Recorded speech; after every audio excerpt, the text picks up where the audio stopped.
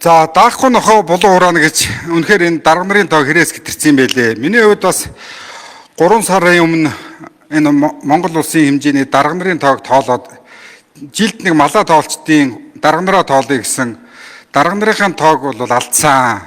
Тэгээ зөвхөн одоо энэ төрийн албанд байдаг хідэн тоо ирчдэг аж ахуй нэгжүүдэд байж байгаа тэр нэг ахлах, менежер, за зөвлөх гэх зэргээр үнэхээр хэрээс гитэрсэн байна.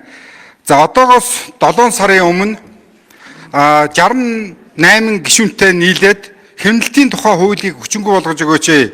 Энэ одоо хуулиараа бол засгийн газар өргөн барих юм байлээ. Тэгээд бас тийм одоо албан бичгийг ерөнхий сайд тухайн үед өгчээсэн. Харамсалтай нь одоо тэрийг ингээ хав дараад өнгөрсөн. Гэтэл яг Улаанбаатар хотод байгаа энэ яамд болон их хурл за ингээд засгийн газар нь улам томроод том аж ахуйн нэгжүүд нь томроод байдаг.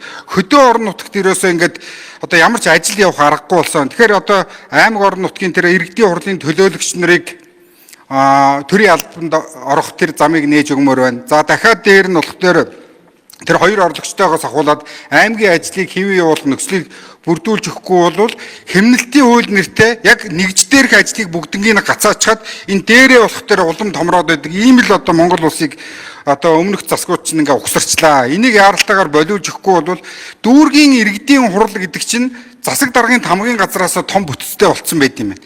Гэтэл сумын иргэдийн хурал чинь хоёрхан хүнтэй үйл ажиллагаа явуулж байдаг. Аймгийн иргэдийн хурал чинь хэдхэн хүнтэй үйл ажиллагаа явуулж болоод байдаг.